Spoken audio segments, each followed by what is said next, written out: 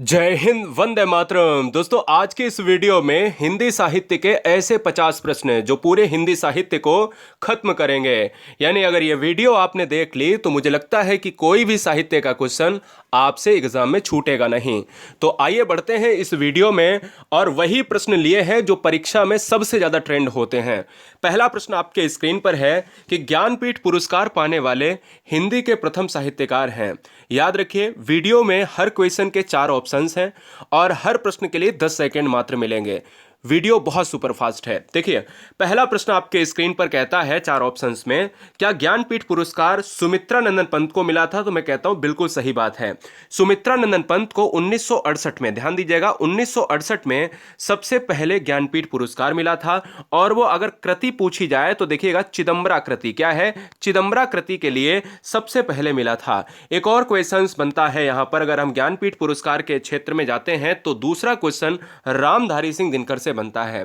देखिए, ज्ञानपीठ पुरस्कार के लिए सुमित्रा नंदन पंत पहले कवि हैं जो चिदम्बरा के लिए 1968 में प्राप्त करते हैं। इसके अलावा आपको 2 क्वेश्चन और याद रखने हैं कि एक रामधारी सिंह दिनकर की कौन सी कृति पर ज्ञानपीठ पुरस्कार मिला है और दूसरा महादेवी वर्मा जी की कौन सी कृति है उस पर ज्ञानपीठ मिला है। रामधारी सिंह दिनकर को भारतीय ज्ञानपीठ पुरस्कार उर्वशी कृति पर मिला है। याद रखिएगा, उर्वशी भी रामधारी सिंह दिनकर की है, कुरुक्षेत्र भी रामधारी सिंह दिनकर की है, परशुराम की प्रतीक्षा और रश्मि रथी भी। ये 3 क्वेश्चन और एक्स्ट्रा में आपके हो गए। रामधारी सिंह दिनकर की रचनाएं हैं, एग्जाम में आए तो मार दीजिएगा।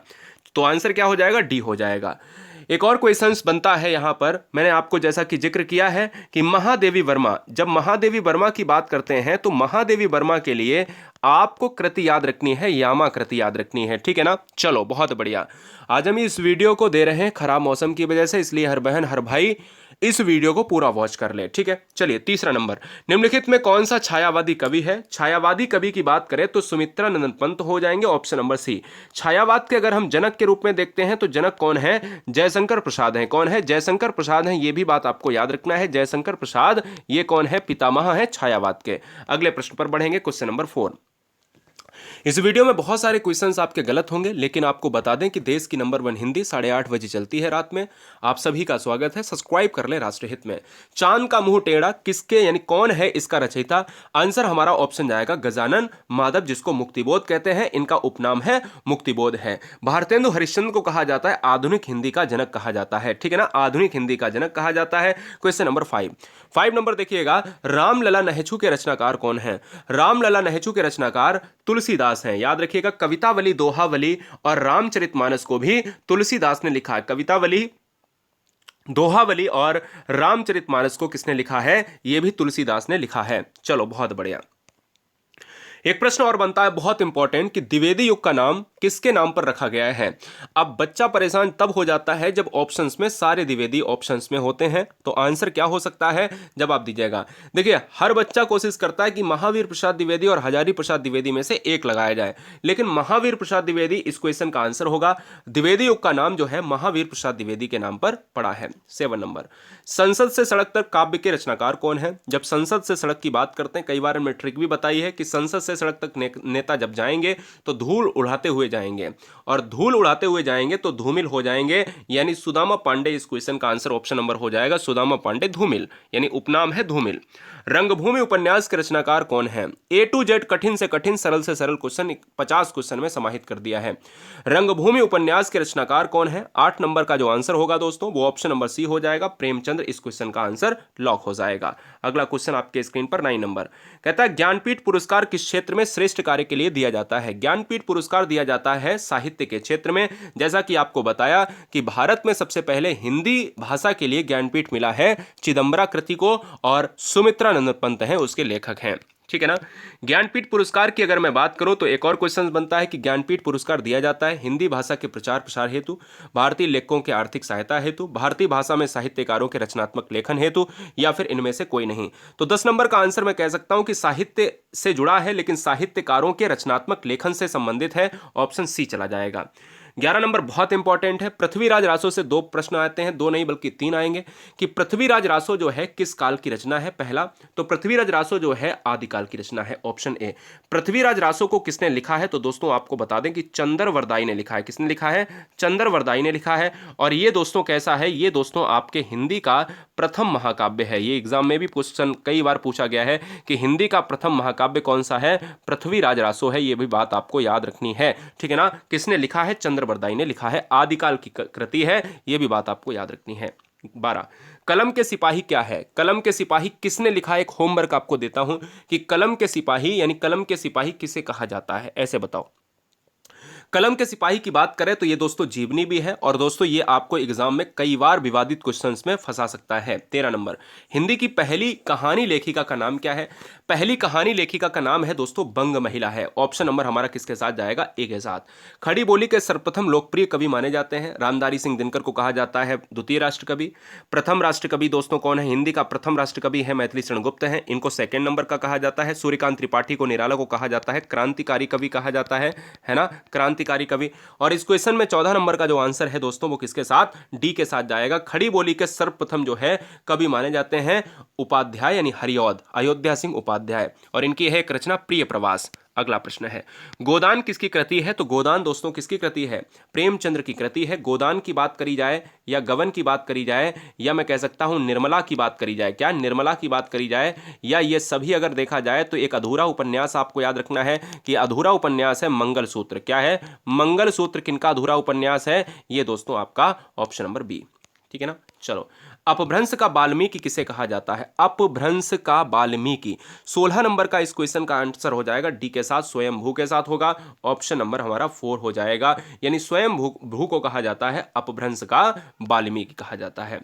चंद्रवरदाई किसके दरबारी कवि थे? चंद्रवरदाई जो है किसके दरबारी कवि थे? मैंने कहा चंद्रवरदाई की बात करें तो पृथ्वीराज रासो आदिकाल में लिखा है।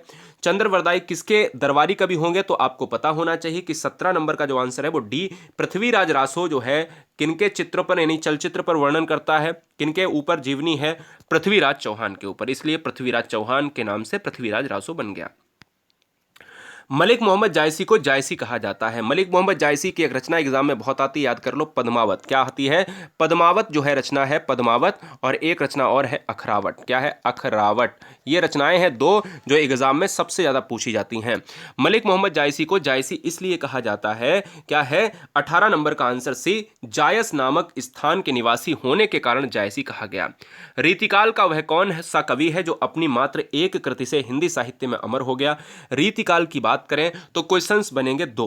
एक क्वेश्चन ये बनेगा कि बिहारी जो है किस कवि का, किस काल का है, यानी बिहारी जो है किस काल के कवि हैं? बिहारी जो है रीतिकाल के कवि हैं। एक प्रश्न और बनेगा कि हिंदी साहित्य में कौन सी ऐसी कृति लिखी है? तो बिहारी सतसई। क्या लिखी है? बिहारी सतसई एकमात्र कृति को लिखा है, तो हमने कहा अमर हो गए। बहुत बढ़िया। कठिन काव्य का प्रेत किसे कहा जाता है? 20 नंबर आपके स्क्रीन पर है। कठिन काव्य का प्रेत किसे कहा जाता है? तो मैं कहता हूं 20 नंबर का आंसर डी, केशव दास को कहा जाता है। चिंतामणि दोस्तों नहीं, केशव दास इस क्वेश्चन का आंसर होगा। Very very most important, Keshav Das इस क्वेश्चन का होगा। हिंदी के कठिन काव्य का प्रेत केशव दास। हिंदी साहित्य के आधुनिक काल को इस नाम से अविहित किया जाता है। आधुनिक काल की बात करी जा रही है, आधुनिक काल की बात करी जा रही है, ध्यान दीजिएगा, उसे कहा जाता है गद्य काल कहा जाता है। Option number D.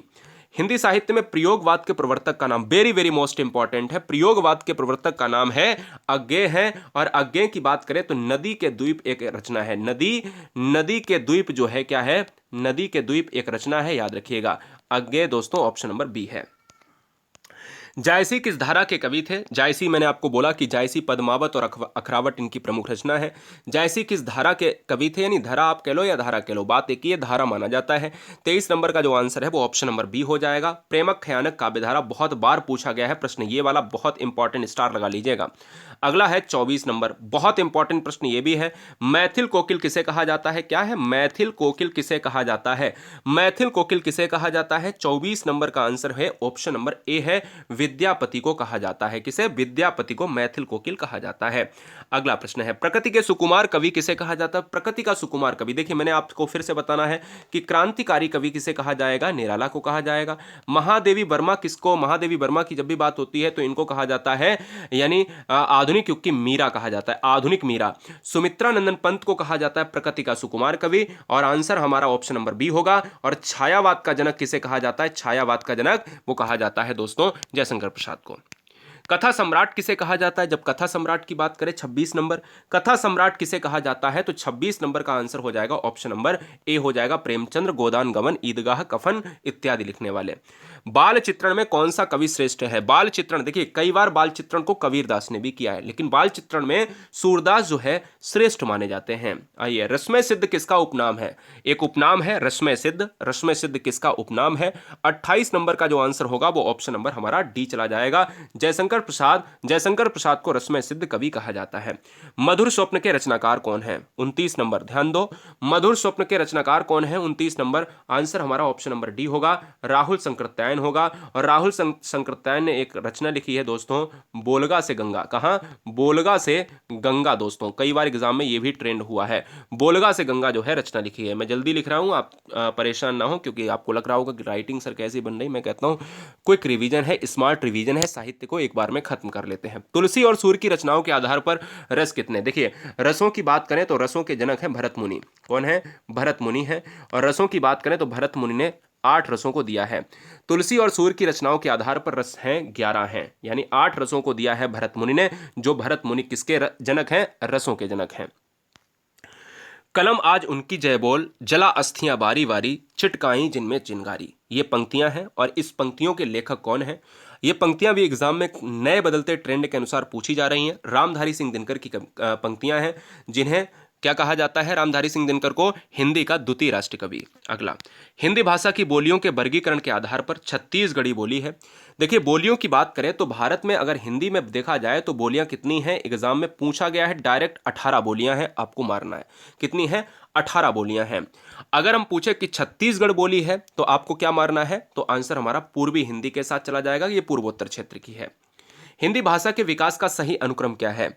सही अनुक्रम क्या है? पाली प्राकृत अपभ्रंश हिंदी, प्राकृत अपभ्रंश हिंदी पाली, अपभ्रंश पाली प्राकृत हिंदी, या हिंदी पाली अपभ्रंश प्राकृत। हिंदी साहित्य का चुनिंदा प्रश्न है, सर्वश्रेष्ठ प्रश्न है, इसलिए इसको इंपॉर्टेंट में नोट कर लीजिएगा स्टार लगा के।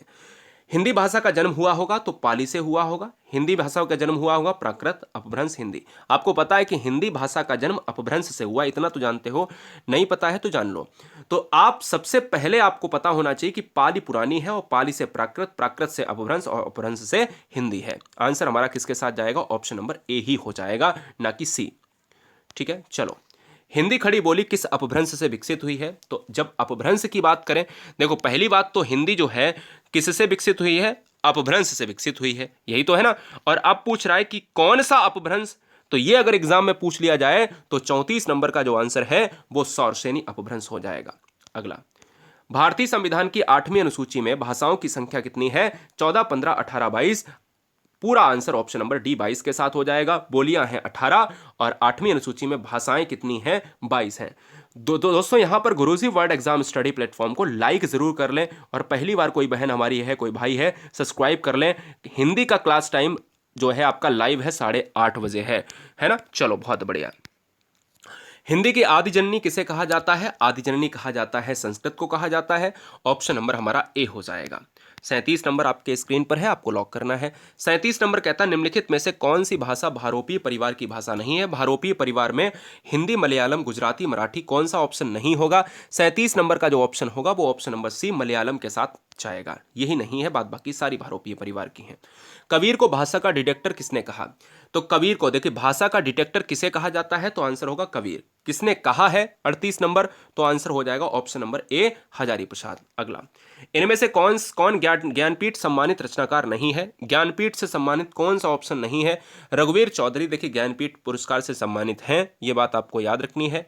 राजेंद्र शाह भी है, पन्ना लाल भी है, लेकिन मृदुला गर्ग नहीं। ये क्वेश्चन थोड़ा सा कठिन था।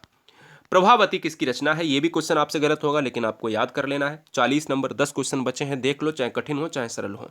आंसर हमारा सी हो जाएगा, सूर्यकांत त्रिपाठी निराला, जिनको कहा जाता है हिंदी का क्रांतिकारी कवि कहा जाता है। हिंदी दिवस किस दिन मनाया जाता है? हिंदी दिवस मनाया जाता है आपका 14 सितंबर को। और अगर आपको विश्व हिंदी दिवस की बात करनी है, विश्व हिंदी दिवस यानी जब भी हम विश्व में हिंदी की बात करते हैं तो आपको पता होना चाहिए हम 10 जनवरी को मनाते हैं। किसको? 10 जनवरी को मनाते हैं। अगला, विकास की दृष्टि से प्राकृत की पूर्वकालीन अवस्था बताओ। बताइएगा, जवाब दीजिएगा। बहुत बढ़िया। हाँ भाई, 41 नंबर आपने लगा नहीं पाए, 14 सितंबर। हाँ ठीक है, चलिए।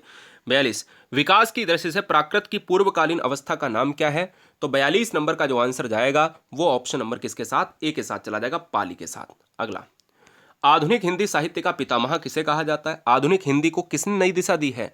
आधुनिक हिंदी को भारतेंदु हरिश्चंद्र ने नई दिशा दी है और भारतेंदु हरिश्चंद्र को हिंदी का पितामह कहा जाता है। और आपको याद रखना है कि रामचंद्र शुक्ल ने चिंतामणि को रचना को लिखा है। चिंतामणि एग्जाम में बहुत पूछा जाता है, चिंतामणि और रश्मिमांसा। अगला, ठेठ हिंदी का ठाठ किसकी रचना है? ठेठ हिंदी का ठाठ दोस्तों आपको बता दें, ठेठ हिंदी का ठाठ अयोध्या सिंह हरिऔध की रचना है।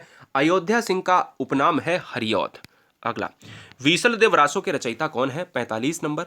वीसल देव रासो के रचयिता है नरपति नाल्य हैं। और नरपति नाल्य दोस्तों किस आंसर की तरफ चले जाएंगे? ऑप्शन नंबर सी के साथ, चंद्रवरदाई। चंद्रवरदाई आपको पता है, एग्जाम में कई बार पूछा जाता है दोस्तों कि ये बताओ जागनिक की कौन सी रचना है।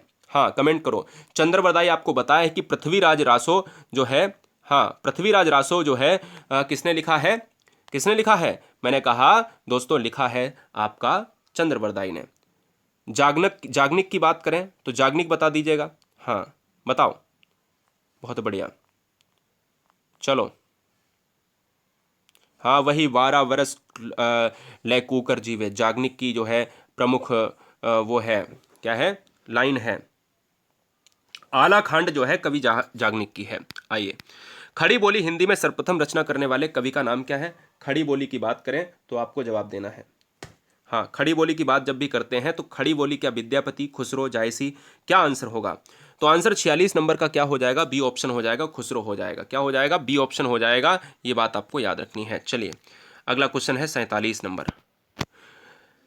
अजात शत्रु किसकी रचना है? अजात शत्रु 47 नंबर देखिए, 47 नंबर देखिए, अजात शत्रु किसकी रचना है? तो अजात शत्रु है जयशंकर प्रसाद की है। ऑप्शन नंबर हमारा किसके साथ? डी के साथ जाएगा। अजात शत्रु पूछे, स्कंद गुप्त पूछे, क्या स्कंद गुप्त पूछे, और चंद्रगुप्त पूछे, क्या है? चंद्रगुप्त पूछे। एग्जाम में कई बार प्रश्न आने वाला प्रश्न है। 48, आधुनिक हिंदी गद्य का जन्मदाता किसे कहा जाता है? 48 नंबर का आंसर है ऑप्शन नंबर हमारा बी चला जाएगा। आधुनिक हिंदी के लिए भारतेंदु हरिश्चंद्र इस क्वेश्चन का राइट आंसर होगा। सेकेंड लास्ट क्वेश्चन है कि इनमें से कौन भक्तिकाल का कवि नहीं है? भक्तिकाल के अंतर्गत कौन सा कवि नहीं माना जाता है? बताइए। हाँ भाई बिल्कुल सही है। 48 नंबर के बी ऑप्शन में भारतेंदु हरिश्चंद्र जन्मदाता, जिन्होंने हिंदी को बढ़िया एक लय दी है। 49 नंबर देखिए क्या आंसर होगा? बहुत अच्छे। इनमें से भक्तिकाल का कवि कौन नहीं है? आमिर खुसरो नहीं है। आमिर खुसरो ऑप्शन हो जाएगा। और अंतिम प्रश्न है इस वीडियो का 50 नंबर। देखिए दोस्तों, खराब मौसम के चलते इस वीडियो को हमने दिया, नहीं तो आपको सामने आपको दे देते वीडियो, लेकिन आपका क्विक रिवीजन इससे बाहर नहीं जाएगा। पूरा वीडियो आपको हमने दे दिया है। सब्सक्राइब करने के साथ अपने ईमानदारी से 5 मित्रों को जरूर शेयर करें।